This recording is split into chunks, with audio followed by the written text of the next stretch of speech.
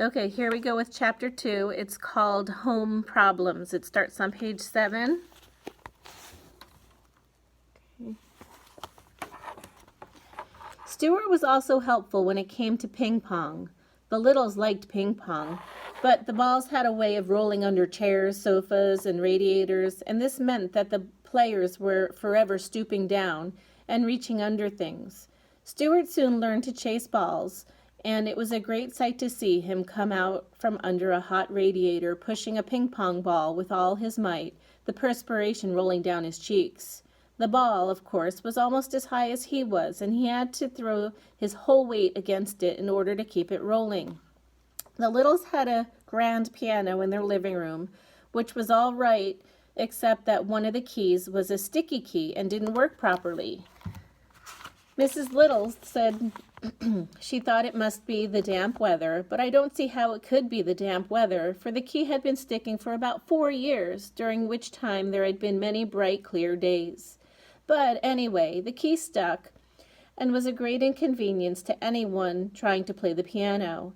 It bothered George particularly when he was playing the scarf dance, which was rather lively. It was George who had the idea of stationing Stuart inside the piano to push the key up the second it was played. This was no easy job for Stuart, as he had to crouch down between the felt hammers so that he wouldn't get hit on the head. This is him inside the piano, pushing up the key.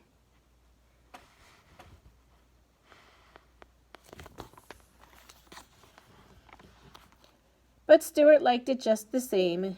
It was exciting inside the piano, dodging about, and the noise was quite terrific. Sometimes after a long session he would emerge quite deaf, as though he had just stepped out of an airplane after a long journey, and it would be some time before he really felt normal again. Mr. and Mrs. Little often discussed Stuart quietly between themselves when he wasn't around, for they had never quite recovered from the shock and surprise of having a mouse in the family. He was so very tiny, and he presented so many problems to his parents. Mr. Little said that, for one thing, there must be no references to mice in their conversation. He made Mrs. Little tear from the nursery songbook the page about the 3 blind mice, see how they run. I don't want Stuart to get a lot of notions in his head, said Mr. Little. I should feel badly to have my son grow up fearing that a farmer's wife was going to cut off his tail with a carving knife. It is such things that make children dream bad dreams when they go to bed at night. Yes, replied Mrs. Little, and I think we better start thinking about the poem, "'Twas the night before Christmas, when all through the house not a creature was stirring, not even a mouse." I think it might embarrass Stuart to hear mice mentioned in such a belittling manner. That's right, said her husband, but what shall we say when we come to that line in the poem? We'll have to say something. We can't just say 'twas the night before Christmas, when all through the house not a creature was stirring. That doesn't sound complete. It needs a word to rhyme with house. What about louse? Asked Mrs. Little. Or grouse, said Mr. Little. I suggest souse, remarked George, who had been listening to the conversation from across the room. It was decided that louse was the best substitute for mouse, and so when Christmas came around, Mrs. Little carefully rubbed out the word mouse from the poem and wrote in the word louse, and Stuart always thought that the poem went this way. "'Twas the night before Christmas, when all through the house not a creature was stirring, not even a louse." The thing that worried Mr. Little was that the mouse hole in the pantry. This hole had been made by some mice in the days before the Littles came to live in the house, and nothing had been done about stopping it up. Mr. Little was not sure that he understood Stuart's real feeling about a mouse hole.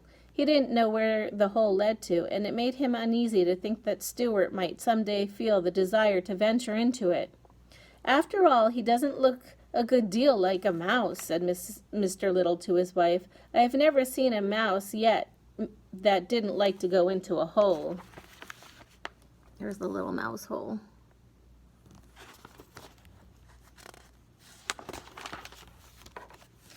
Okay, apparently that is the end of chapter 2. The next time I read from Stuart Little will be chapter 3, and that chapter is called Washing Up. So If you need to refer back to chapters 1 and chapters 2 to do the work online, please tune in again. I miss you guys. I hope you're doing well. Mwah, mwah, mwah. Love you guys.